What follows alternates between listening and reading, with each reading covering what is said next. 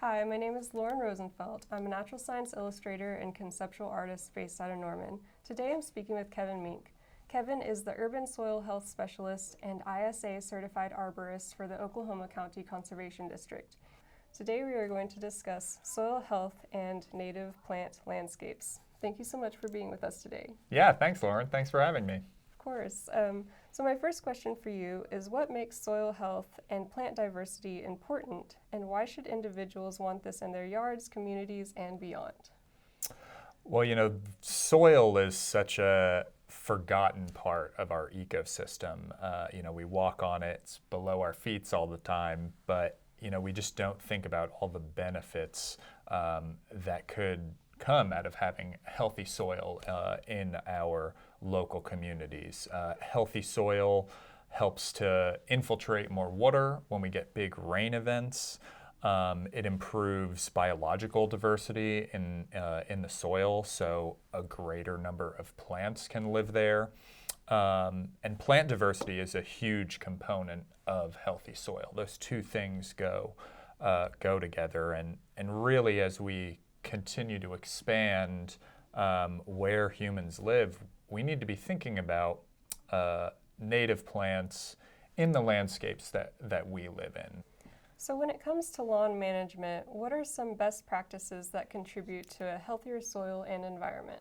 A lot of people have the traditional regimen of fertilizing with a typical 10-10-10 NPK fertilizer, or they do an annual pre-emergent application so that they only have grass come up in their lawn, right?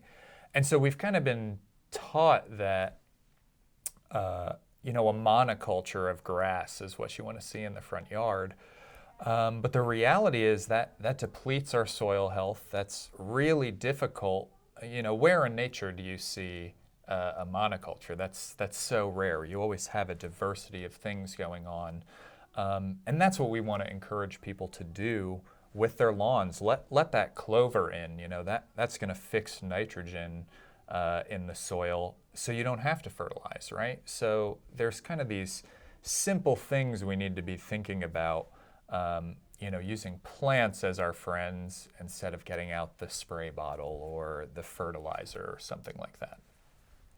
Can you share what the differences are between healthy soil and degraded soil? Why does soil lose vitality, and what can be done to restore it to a healthful state? Over time, especially if we're maintaining this monoculture, right, in our lawn of grass, and we're keeping it cut really, really short, we're not allowing for any air or anything to get into the soil, right? So people who work in soil health, we are like, dirt is dead, soil is alive, right? Healthy soil, when you dig it up, you know that it's healthy because there's moisture in it, it holds together, there's roots, there's evidence of worm trails, there's obvious activity, versus a lot of urban areas, where there's little vegetation, we have these bare soils. You dig into that soil and there's not much to it, right? It falls apart, it's dry, it's crumbly, there's no activity. And then that's exactly what causes our erosion, right? We get runoff in the wind when we get heavy rains, that soil washes away. With that bare soil, we don't get any infiltration when it rains, right? So this combination of plant and soil activity really, we can really see with our own eyes soil health. And almost every time you're going to find healthier soil where you have taller plants, where you have native plants, and where you have a diversity of plants. How does soil relate to water and other important environmental aspects? What can yard owners do to make sure these systems keep in balance? Urban environments are really interesting because if you think about how we've developed and replaced so much pervious surface with impervious surface and put down concrete, put down driveways, roofs, houses, and left these little pockets of soil, which then we often will put, just as a lawn, right? And as we've mentioned, when we have things that grow very low, like our lawns, we don't get much root mass below the soil. And without any root mass below the soil, we can't get any water infiltration.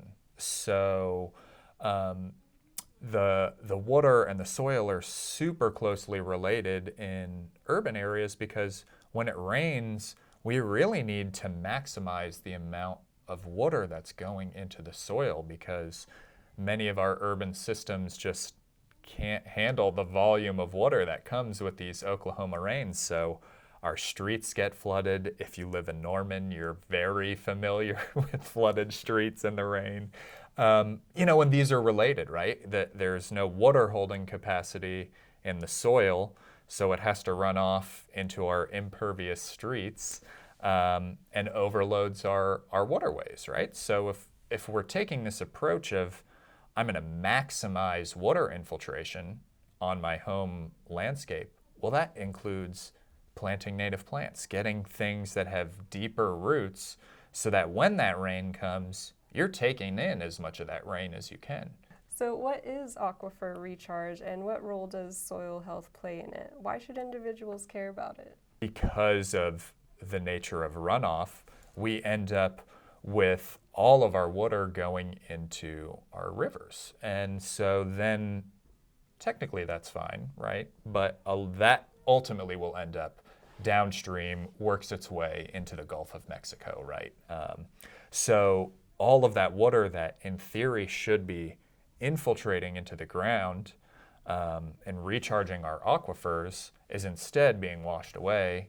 So we're depleting that resource instead of increasing it. And most people in Oklahoma, especially if you have a well, you are drawing from an aquifer, right, to get fresh water supply.